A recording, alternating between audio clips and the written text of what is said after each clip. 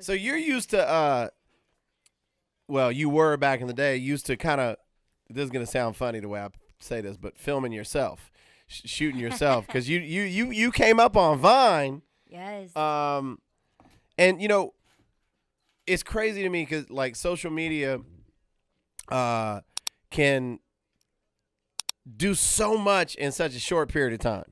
And I want to start off by you kind of explaining your experience with the Vine thing before we get into the music side of Wolftyla, and the clothing side of Wolftyla and all that.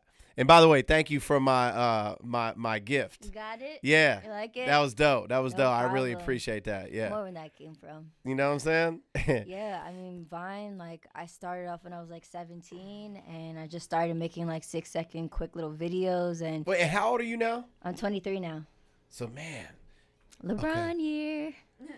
How did you, so tell me explain that whole Vine thing. How did it blow up for you? Like, what was that turning point for you on Vine where you were like, oh, man? So I was actually in high school. People started talking about it just in the hallways. In New York? In New York. What part of New York? So I was born in Queens, but then I moved to Long Island.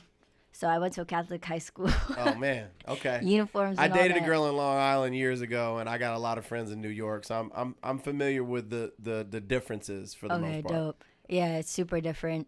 But people were talking about it in the hallway, and I think it was just something that was trending at the time. Just everyone was speaking about it, so I was like, all right. And what do you remember one particular video that you did that stood out? Yeah, a little bit. Come on, tell me about it, man. Let's reminisce. I feel like I would just make up characters, and people just found it really entertaining. I would do, like, different voices and stuff, and people just thought it was hilarious. I was like, okay. Like, give me an example of one of the voices. Oh, Come on, take it back. Come on, Wolf, let's go. I made up, like, this woman that had, like, an Indian accent, and her name was Jenny Patel. I knew a Patel. I think we all knew a Patel. We all knew a Patel. Come on, you got to give me a little more love. than that, though. You tried to get away with just doing a little quick one. Yeah, just, like, and then I would do, like, Spanish accents and all that, and people just loved it, so. Come on, give me the Spanish accent. Give me the Dominican. I know you got the Dominican I don't think down. so. I can't do it. Oh, my God. Oh, my God. We're over here at, like, Power 106 with DJ Felli Fel. You feel me? So that's just what it is. And what's your background? I'm half black, half Korean. Now, do you have an Asian accent of any sort? Well, My girl Angela I think Johnson. my grandma could do that. You know comedian Angela Johnson. Okay. You want your nail done? Remember that? Oh, kid yes. She got a mean. I don't think I guess can do that's Vietnamese Honey, you want or maybe that now? Korean. I can't even do it. Man, accents for me. I can do Scooby Doo. Ruby Roo. I do dumb stuff like that. But when it comes to, like, mimicking different cultures and ethnicities, I suck at that. So you got on Vine, you did some funny shit. You were in high school, and everybody was like, "Yo, she's funny, she's cute." And thank you.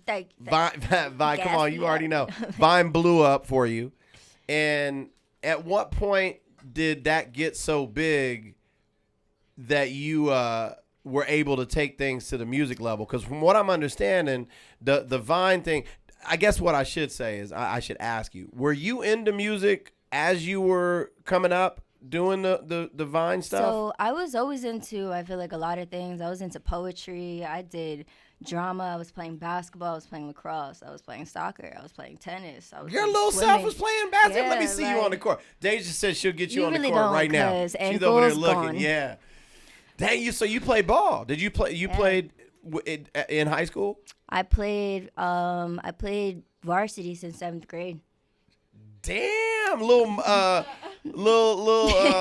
Jason Kidd, Spud Webb, I was actually, Mowgli, like what? Yeah, I played the center. Mowgli, man, what? You really believe that I played the center? No. Point guard. Oh, I'm about to say. I mean, at this point, I believe anything she says. I'm like, damn. So, do you still play basketball here and there? You get your game on? Every time you see a hoop, you're like, watch out. Yeah, it's muscle memory. Okay. But I just play it for fun now. Yeah. So, you've always basically been a real creative person. When did you first go in the studio and decide, like, you know, you have that itch to do a song? Well, I was always writing poetry and just always listening to like instrumentals, beats. I feel like I was always looking for the underground music. I'm surprised I didn't turn into an A&R, actually. So, You still can. low key. But I guess I was just writing for fun, and then I'm like, you know what, let me just try and do something with it. So in 2015, I wrote my first song called Feels, and I just posted up on SoundCloud, and now it's like at like 9 million plays, and I was like, oh, okay. So that's when I was like, all right, let me try and do this music thing. And I had to do a lot of trial and error, try and find my sound. But I think finally, like once I dropped All Tinted, I was like, okay, this is what I love to do. I'll tell you, that's my shit. That's Really? my shit. Man. It was exciting for me to see your excitement when I played that song Oh, yeah. It on the was radio with Brianna. a lot of from ugly Do It Too. faces, emotional moments. I'm I like, saw that. every And- single time. I'm like, oh, again? I would like cry again. I'm like, oh my No, God. and I mean, you know, that means a lot to me, and I think I speak for a lot of DJs. When I see an artist get so excited, you know what I'm saying? It just, Right. you know, maybe there's some people out there that don't care, but it makes me feel.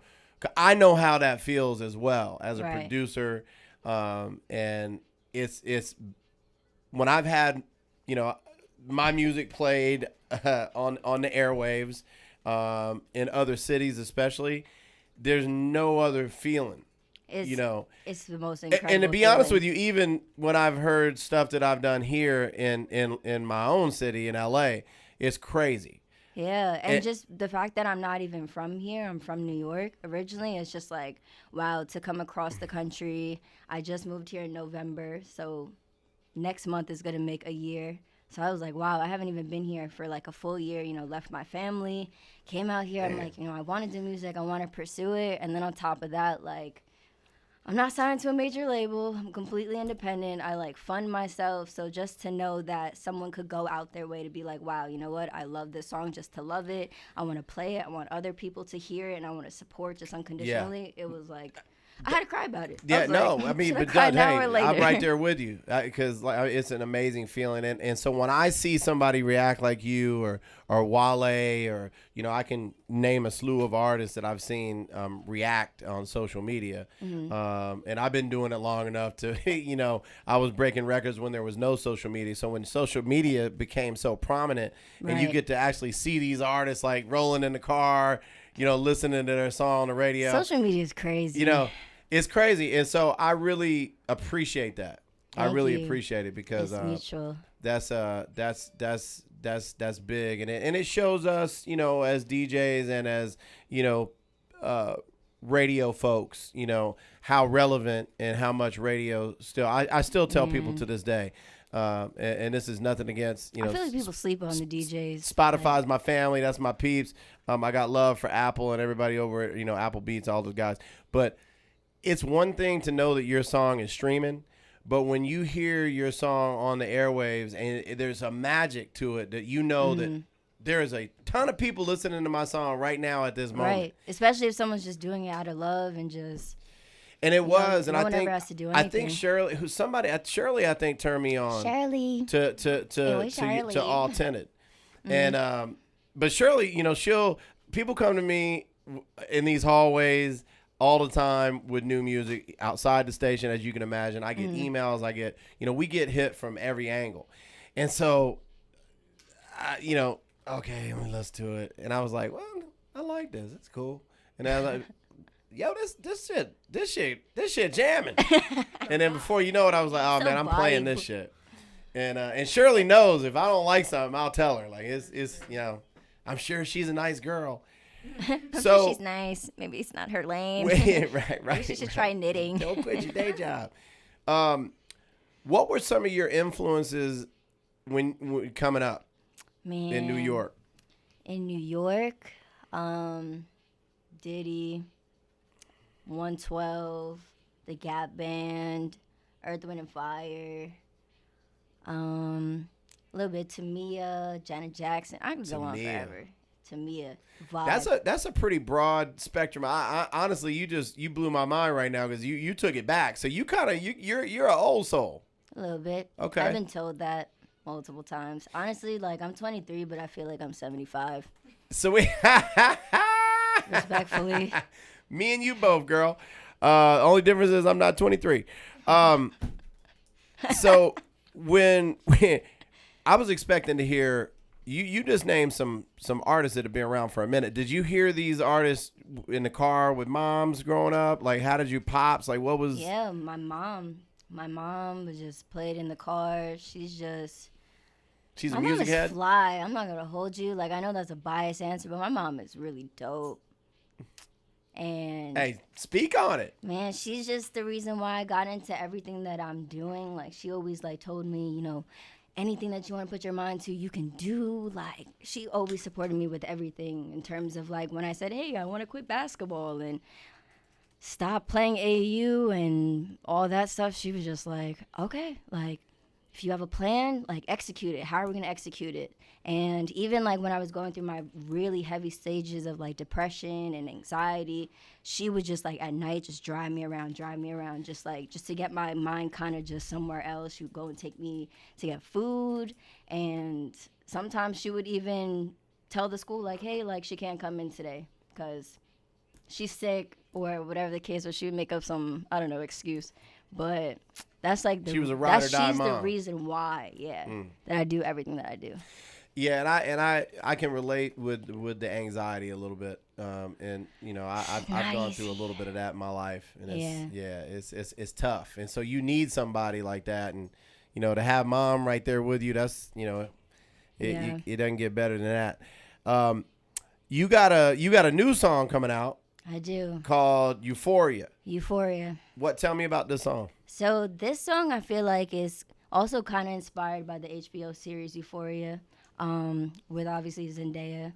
I absolutely love that show. Hopefully, you know, if they want to pick it up and put on the show, put in a little background scene, that would be great. But, you know, we'll see, manifesting that. But basically the message behind it is just letting go of your fears. It actually is kind of putting a microscope over anxiety more than anything, and just kind of telling the message of it's okay to be yourself. Always remind yourself, you know, whatever stage that you're going through, just vertically, horizontally, you got to keep on being yourself, because in the beginning you were yourself, and that's the reason why people liked you or gravitated towards you or liked your energy. So just because you may not be there and now you're here, you still got to be yourself. So it's kind of just being true. No, and it's just easier to be yourself. And right, yeah. You know, I see people out there that they make a name for themselves, and they're not being themselves, and that's short lived. Or even if it's long lived, you can only be so happy being somebody that you're not. Right. It's like blocking your own blessings and kind of cutting your journey short. Yeah, it's a short-lived journey. It's a short-lived paycheck, et cetera, et cetera. Yeah. So it's hard to keep up with that too. It's just so much easier to be, you know, who you are naturally, and you got a great energy, you know. And I noticed that even before we met right now in person, because you know, looking at like I said, I saw when you would tag me when you were listening to your music. Oh yeah. Too. On the radio, and then it prompted me to like let me see what she's about. And you have a really good energy, and I think that's gonna take you a really long way. Appreciate that. We're glad you're here in LA. Thanks for having me. Home of a studio on every corner. My friends and my little family out here, so it feels really good to have like a home here. So thanks. You got a studio everywhere, so there's no excuse for you to get in the lab and just put out song after song after song after song. So I can't wait to hear the new stuff coming. Thank you. I appreciate that. I can't wait to peep Euphoria. That song's done. I put up like a little preview on Instagram, and that was actually just me kind of like free floating, just I guess freestyling it in a sense. But I'm going to get into the studio this week and finish it up. And let's go. I'm already talking to like the director that I go through, and I got a visual to it, so we're going to write up the treatment together. What's next for you besides the music? and the clothing. I know you got the clothing line going. Like clothing line, I have new merch dropping. I'm like a huge supporter of like oversized clothes and just like making people feel comfortable in wearing it. And so I have like fall and winter. That's like my niche. Nice. Like, that's when like the hoodies, the sweatpants. Oh yeah, come my out. big ass loves my little thick, chubby, having cheek, body representation. titties I shouldn't be having ass loves the wintertime because the hoodies cover it up. Got that big old hoodie on. He look good. Make my face look smaller. The hoodies are going to support the man titties for sure. You know what I'm saying? Yeah. Y'all tripping. I ain't got titties like that, y'all. Everybody's looking at me now like, yo, you're always welcome here. And we got to have a session where you come up sometime and update us on what's going on. Play a whole bunch of new. I need you in there. I want to hear multiple songs. Got you. Let's go. I got you. All right, Wolftyla, y'all. Thanks.